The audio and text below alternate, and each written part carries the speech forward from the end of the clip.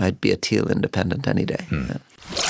You've taken an interest too, I know, in the teal movement here, as it's called, backed independence, community-based independence, backed by an organisation called Climate 200 with fundraising and so on.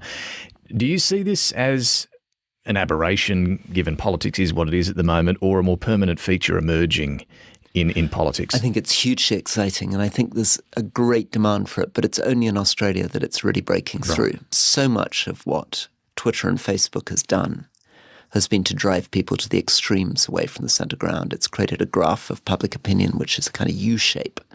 In other words, very few votes in the centre and a lot of votes on the two extremes. The teal independence suggests that it is possible to occupy that very difficult ground of being socially liberal, fiscally conservative, and that there's huge demand for it. People are fed up with the kind of nonsense generated by the big parties.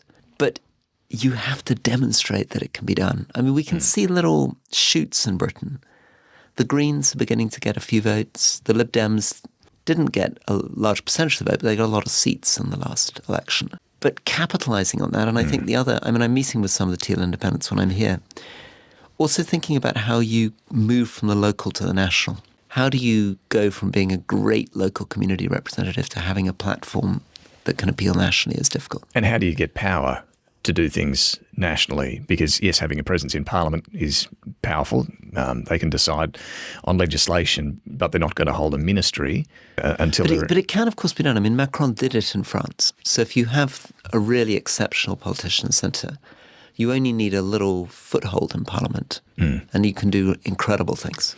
Did you find it frustrating being, when you were an MP, a member of a major party? Would you have preferred to have the freedom of an independent? I'd much prefer.